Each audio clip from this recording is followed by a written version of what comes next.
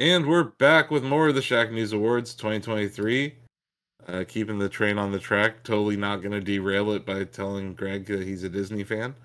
It's time for the best RPG of the year 2023. And here are the nominees. Octopath Traveler 2. Super Mario RPG. Baldur's Gate 3. Sea of Stars. Star Ocean, The Second Story, R. And Starfield. Hey, look at that. Let's see. Who would like to start? Let's chat about Octopath Traveler 2.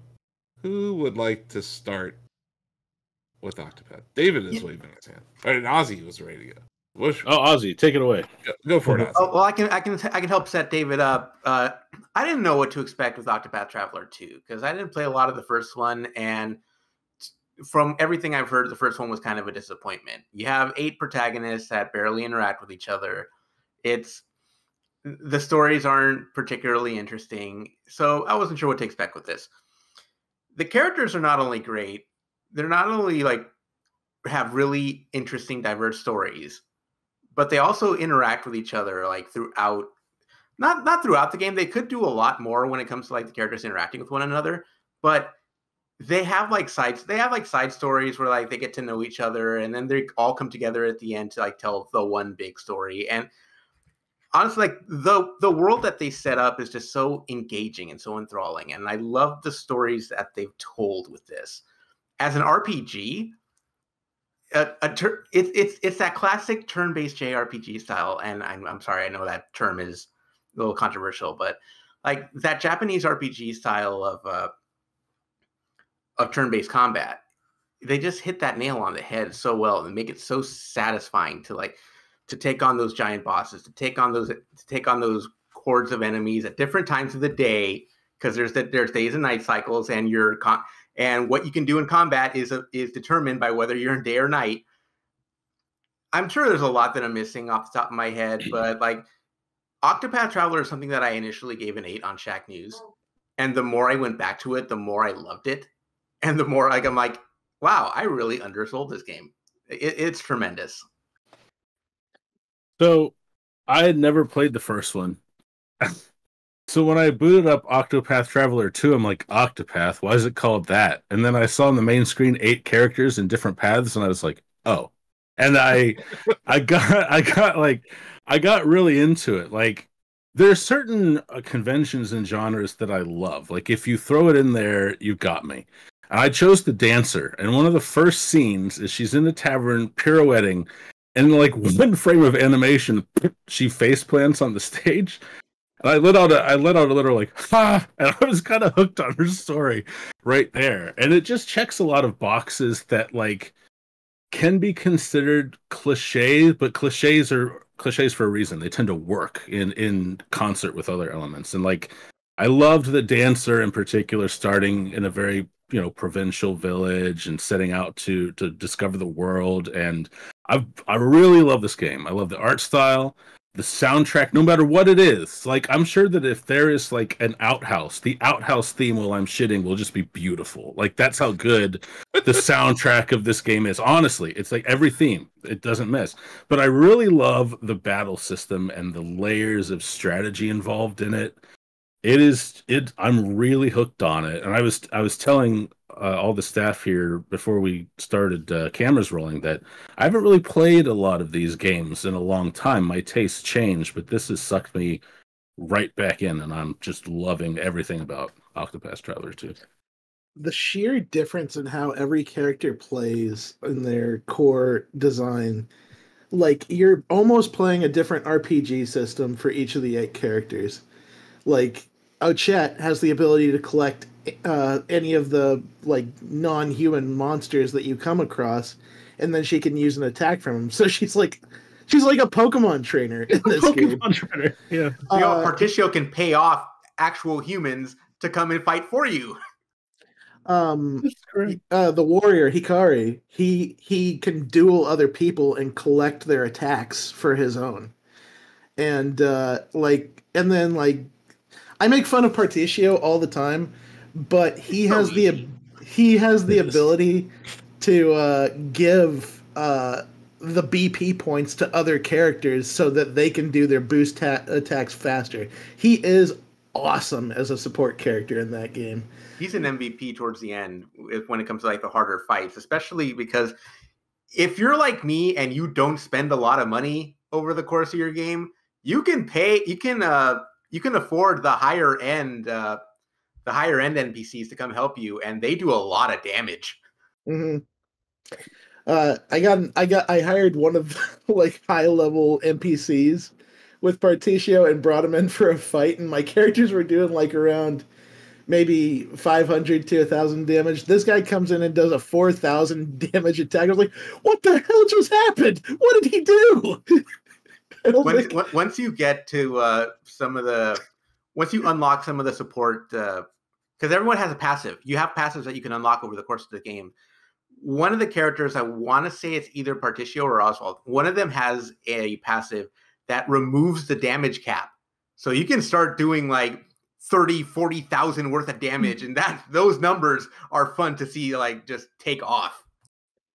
One of the things I appreciate most about the overworld design of Octopath Traveler 2 is that every area that you enter, like before you even go in there, it will tell you the danger level of it in comparison to your own party's level. And I like that as far as just like telling me that this is a place I can be exploring or I should be exploring, or just I like super bosses and I like optional dungeons that are like hard to defeat. And having those like sitting there, just like this spot off to the side that's a level 46 area. My team is only level 20. I'm gonna have to grind and come back here later because I want to see what's in there. There's treasure in there. I need to see. And you get those prompts sometimes when you interact with those potential boss fights. They'll go, are you sure you want to take this on? This is extremely dangerous. And there was like early on in the game, like, oh yeah, sure, I'll take a look. And then you get whooped. Yeah, I did that one time, and then I was like, flee. Because it's like, yeah, you gotta leave or you're gonna die. Yeah.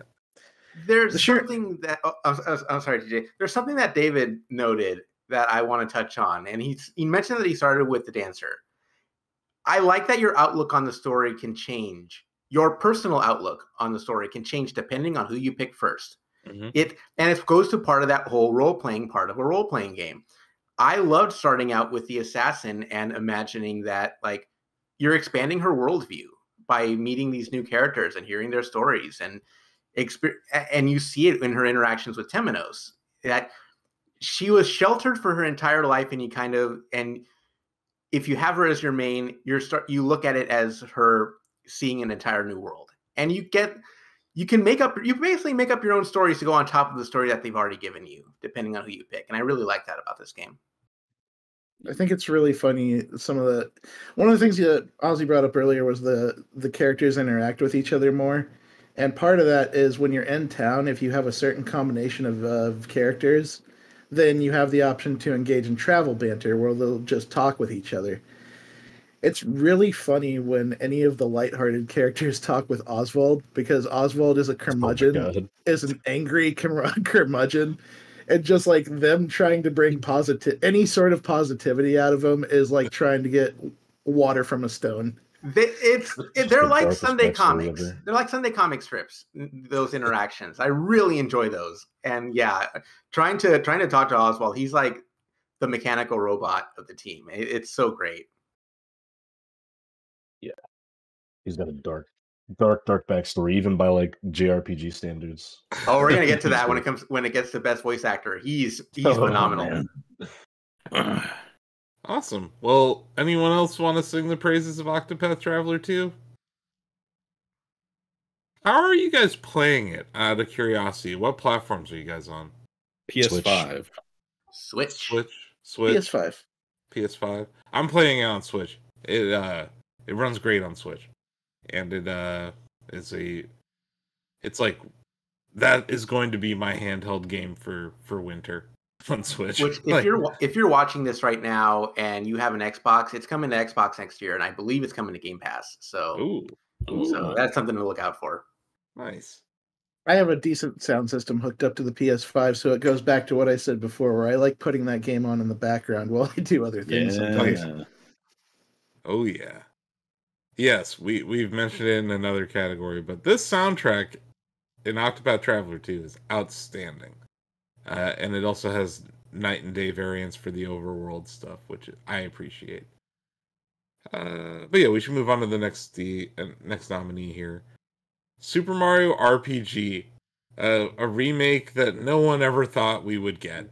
And of course, Nintendo, in a year where a lot of insane, crazy, unexpected things happened at Nintendo, we got Super Mario RPG this November.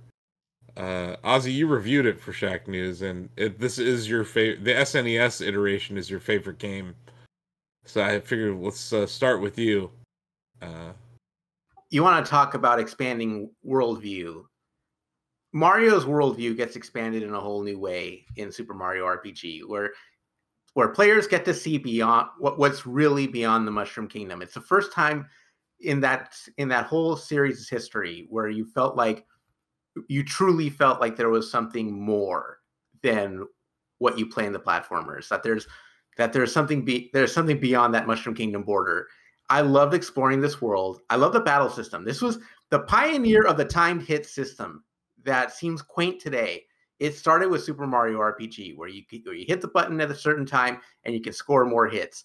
You can even, with certain attacks like the super jump, you can string together giant combos. Now the downside with that is you make the fights a breeze if you start scoring like 40, 50 hit combos. You can probably like win in like 2 turns, which isn't great. But the thing about this remake, they've added something with the post-game rematches that actually really tests your knowledge of how this combat system works. And it has you rethink some of the way you approach these battles. Because if you go in the same way you approach a standard boss fight, you're probably going to get your butt kicked. Because like they won't do any damage. There's a gimmick to almost every post-game rematch. And I really enjoy trying to solve the puzzle of what do I have to do to actually win this fight. And that was something I didn't think I got to like most of the rest of the game. But the rest of the game is a lot of fun. I love the story. The story is still one of the best I've ever seen in a Mario game. It's the first time that Mario has ever teamed up with Bowser. That's another thing that like people kind of take for granted that like you'll see in the Paper Mario series and you saw in the Mario Luigi series, that Mario and Bowser become reluctant allies. This was the first game to do it. And that story beat still holds up so well because it's also the first time that Bowser has run into a bad guy that's more powerful than him and he doesn't know how to handle it. And just kind of seeing him come to grips with that it's just so much fun to witness. I can't sing the praises of this game enough. The remake is as good as the Super NES original, but in a different way. And I love the art style. I love the remix music.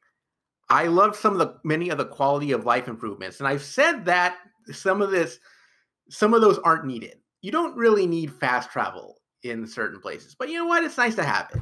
I like that they made this accessible for younger kids. This truly is now baby's first RPG because you can sit them with Mario RPG and put them in breezy mode and they'll just get to enjoy the story. And I like that. Awesome. Steve, you've been playing it too over on the Steve Tendo stream, right? Yeah, I have. I mean, I love this game. Music's fantastic. I feel like the remake they made it a little too easy in my opinion, but you know, I'm not the standard when it comes to hard Nintendo games. But I agree with Ozzy. It didn't need fast travel at all. I mean, the stages aren't that big. Yeah. But I see why they did it. I mean, I agree also that the post-game fights are incredibly difficult if you don't know what you're doing. I remember I never got a game over at all in the main game, and then I went to the post-game, and I was getting my ass handed to me. We were both like, what just happened? Oh, it was like, there's a boss fight where you have to keep Booster from working on his train, and then Sniffets say, oh yeah, we can make him work faster, and then one time, bam, 99 damage, you're all dead. And it's like, and it's unblockable. Yeah, unblockable, can't do anything, and then in another fight you have to have your blocking down or you're gonna die. And it it just make if they had some of the fights in the game similar to that difficulty, I feel like people wouldn't be complaining that it's too easy or whatever. But yeah, this is probably my favorite, one of my favorite Super Nintendo games as well. And I never thought this was going to happen, this remake, just because we haven't gotten anything from the Mario RPG, this Mario RPG, since the original. Yeah, we thought a lot of these characters were in rights hell, and it turns out that they just had to do a little work, and here it is. R.I.P. Mac the Knife. Yeah. What are you gonna do? No, it's all good. It's all good. I just, as someone who likes the original very much, any change, I was like, But then, I read your review. I've watched the gameplay. Yeah, this game's awesome. I've kind of been putting it off because I know that once I start it, I'm probably just going to play it all the way through. From what it sounds like, it might be easier than the last time I played it. Until the very end. The triple moves will make it a little easier. The triple moves will come in.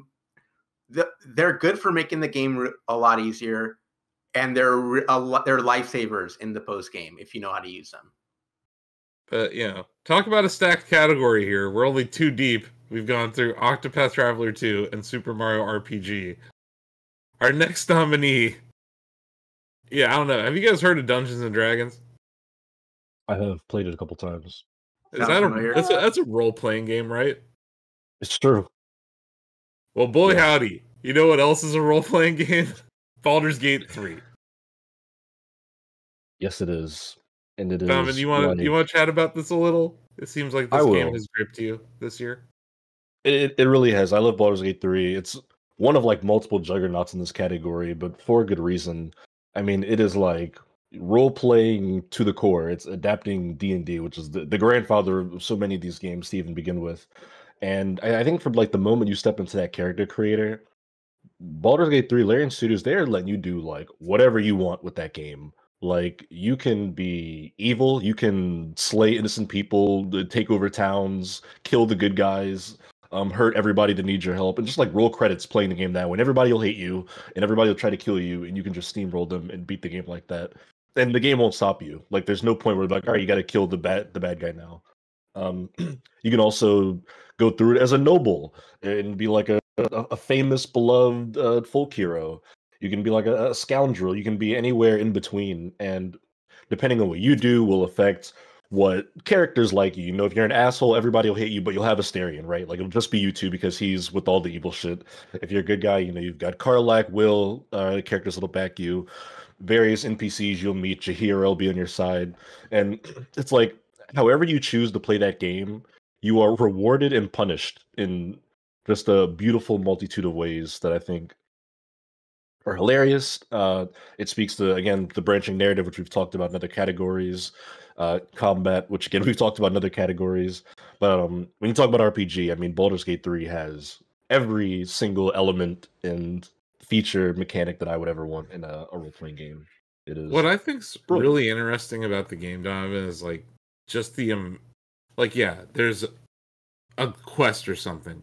The amount of combinations of ways to solve that quest in any given time in the game is stunning to me. Mm-hmm. Just the amount of possible ways that this game, we talk about the branching path, but even just solving problems in the game, the amount of different ways you can solve a problem in that game is really what is astonishing to me. It's it is all encompassing. I don't know.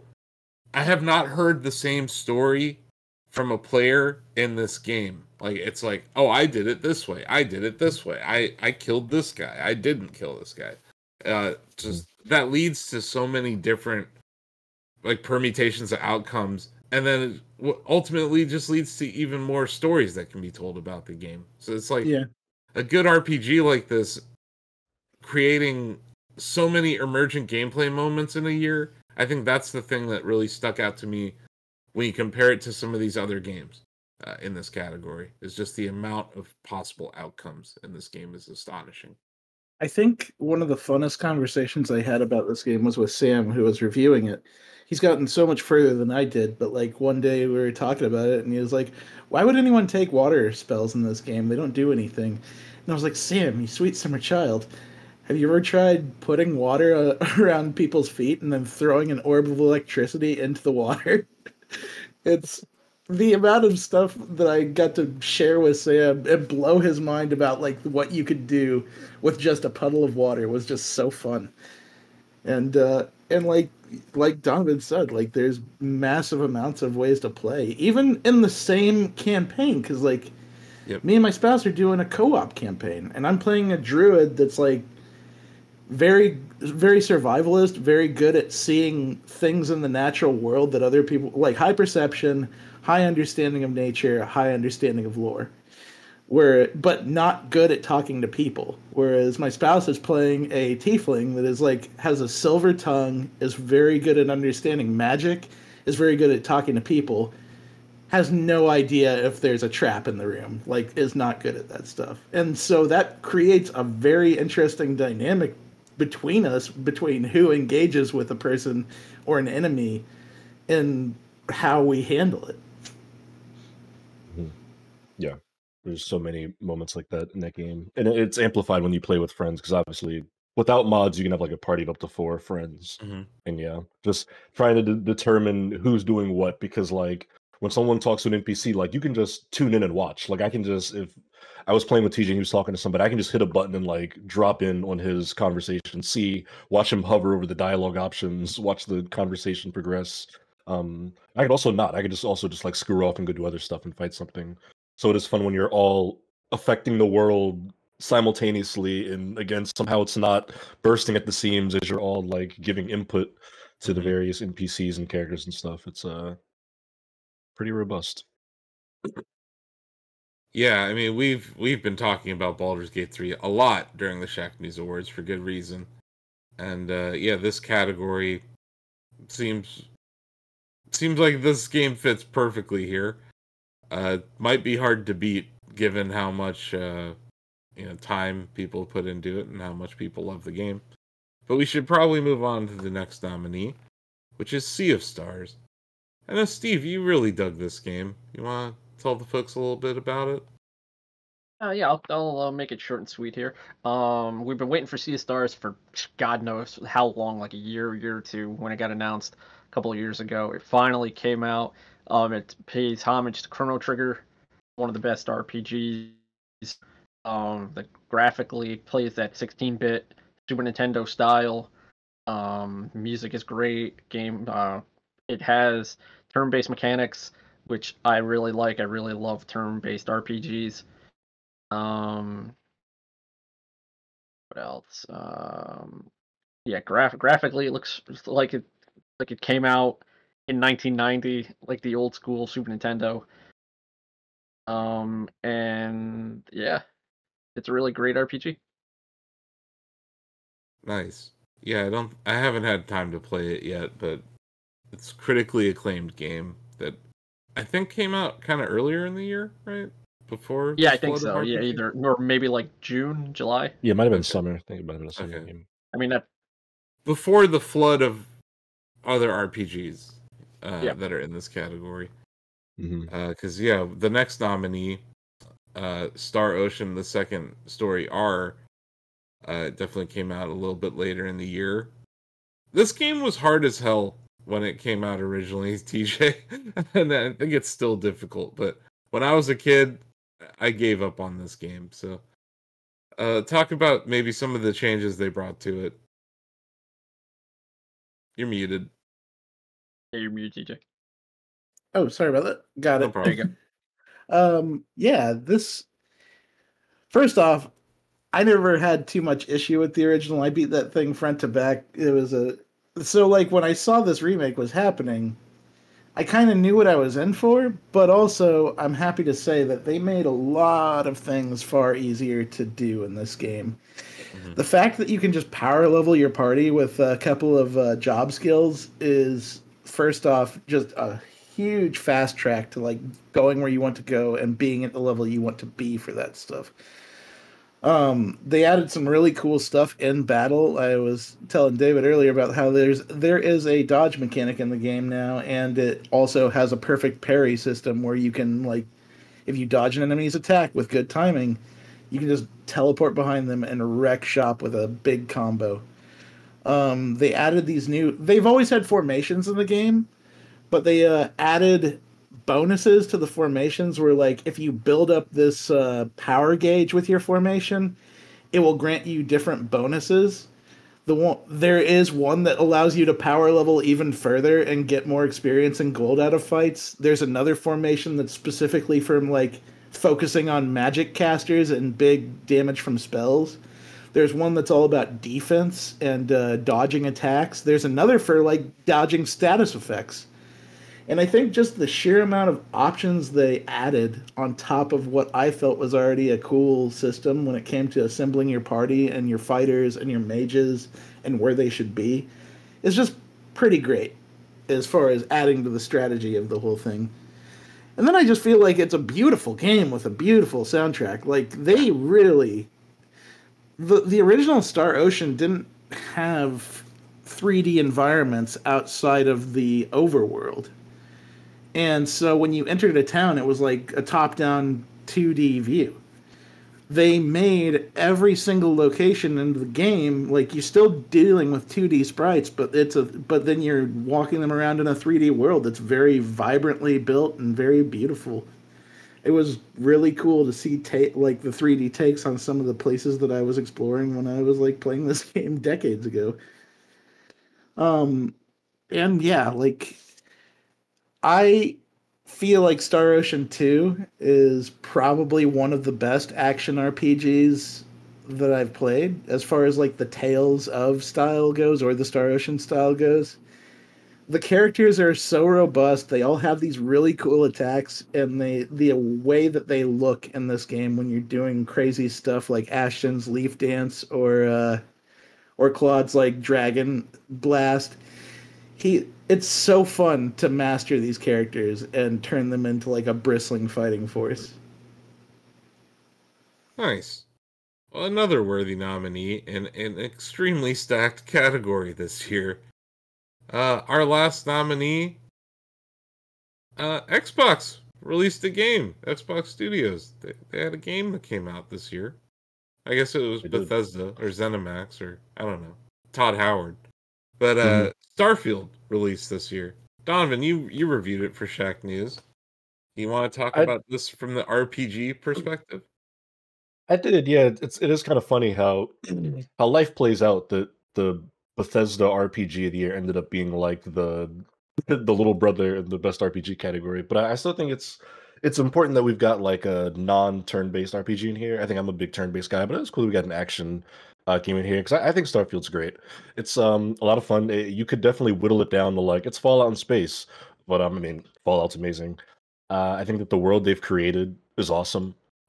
Really from scratch. They aren't adapting anything. They're not picking up a franchise that was owned by another studio before ZeniMax got the rights. Like it's cool to see Bethesda Game Studios just kind of pulling it all out of their brains and Todd Howard cooking up something here. I think that what they do with Constellation is really fun. I think they pose some like fascinating sci-fi theories and conundrums, like way more than I thought they needed to. But it was interesting nonetheless. I think what this game does with New Game Plus is really fun. For the first time in maybe ever, I felt motivated to play New Game Plus for a video game, which is not something I usually do. I think they've elevated their shooting in this. We know that a lot of the other ZeniMax owned studios, id Software, among others, helped them out there or in that department. But that's been elevated. I think Cyber's pretty good. You know, space exploration, ship combat, all pretty solid. I think it's a damn good sci-fi RPG they put out. Nice. Anyone else have Greg, do you have anything to say about Starfield? Yeah, I just think it's I think it's crazy that, Bethesda had made this huge game. If this would have been Elder Scrolls 6 or Fallout 5, it would have been just taken home awards, but they tried something new, and it can be a great game, but just doesn't find its audience. I think that's the case of Starfield. Like, it's a really good game, reviewed well, but it just failed to find either people from the Elder Scrolls series or from the Fallout series to get really into it. And not even this, and I think it is. I think it did deserve more awards. And Donovan's right, like a non-turn based RPG, because that's what it is. Like they still give you all the freedom that you can do, all the freedom you can build. But for some reason, and I don't even have the answer. If I had the answer, I'd probably be a millionaire. It just didn't take with a lot of audiences. But like it's definitely a worthy nomination in general because I think it is a good game. But it even failed to grab me though. Like I started to play it, I fell out, and I started playing Fallout 4 just because I just don't. I just think maybe the world. I don't know. Yeah. I was gonna ask, do you think we're ever gonna see this world again? Like, No. are we gonna get a Starfield 2? Or is No. this dead on arrival? I mean, with the Elder Scrolls, Maybe. I mean, we revisited some of those games in like Elder Scrolls Online, but we never Yeah. really got like a Skyrim 2 or a Oblivion 2. So, Mhm. you know, like we probably won't see exactly Starfield 2, but we'll see something in the galactic space eventually, someday, maybe. It just seems like they built a world here, you know, Donovan, to your point earlier. That's what I was going to say. The logical side of my brain is like they made a lot of original assets and narrative pieces and stuff for this to be one and done, which it could be, but I was like, I mean, somewhere down the road, and maybe it's a distant future, right? Maybe it's post Fallout 5, post Elder Scrolls 6 when we're all old and gray, but I'm sure they'll do another thing with that universe. I'd be surprised if they didn't. Yeah. I think it's important to note too, like it did review well, and I think it sold pretty well. It's just that this is a very stacked category, which is something we've mentioned in almost every deliberation. Like, you know, there are a lot of people playing on Game Pass. There's still a lot of people buying it, but I don't think I've heard as much about it. It's not in the zeitgeist the way that Baldur's Gate 3 is the Like, big one, obviously, this year. I feel like Starfield had a few weeks there where people were like building the Millennium Falcon, or hey, I have this meteorite hole in this moon full of cheeseburgers. Like there was a few weeks there where there was viral content being made in Starfield, but it certainly didn't grab the gaming community like Skyrim did. You know, and I think that's what we noticed. It wasn't like this, hey, the whole gaming world stopped to play this game kind of moment. They didn't have that with Starfield. It's worth mentioning too. Like I remember when they officially dropped that September release date after they delayed Starfield, and then we looked at the calendar. It was like, oh, Baldur's Gate 3 comes out 1 month early in August, and it was like, what a like rough release date for Larian Studios coming out, dropping their RPG 4 weeks before the next Bethesda RPG comes out, and boy, did that like completely get turned on its head, right? That like Baldur's Gate 3 was the one that came out and took over the world, and then Starfield suddenly was like releasing in its shadow a few weeks later, which.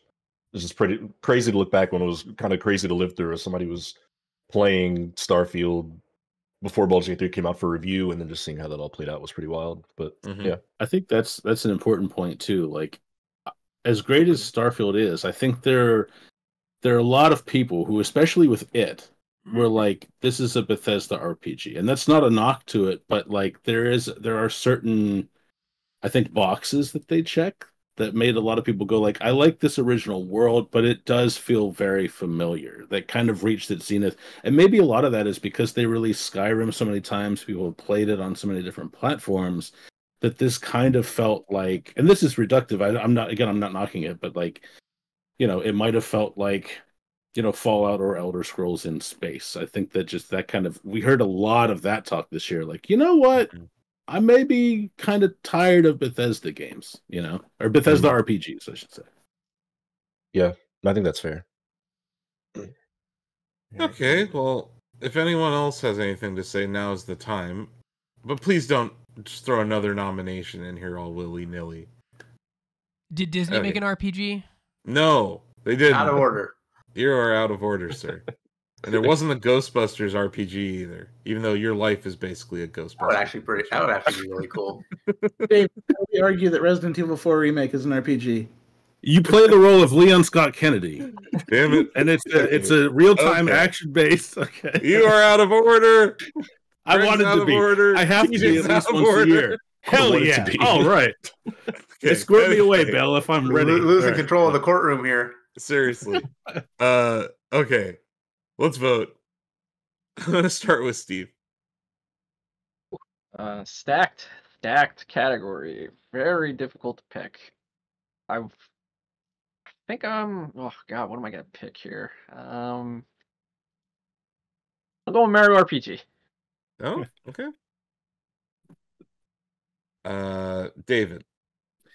I gotta say that TJ's talked enough about it over many of our deliberations, and now that I'm kind of getting that itch for more JRPGs, I'm gonna go with Star Ocean. Like, I'm gonna have to check that game out. I love Octopath Traveler too, but I'm excited to kind of broaden and see what I've been missing, and a remake seems like the right time to do that. So Yeah. Donovan. I have to confess something before I cast my vote here. You know, I'm a big fan of turn-based RPGs, grew up Dragon Quest Pokemon. I truly despise when I'm playing one and I have to perform real-time elements in combat. I just can't do it. I hate timing an attack to do extra damage.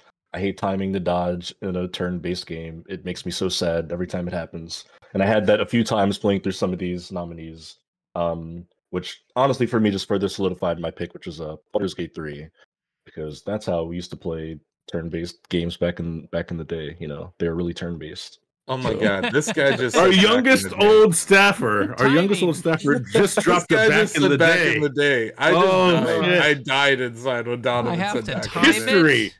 History 0 was out of made in 10. the Shacknews Awards. No, Gavel. it's solid. It's a solid vote.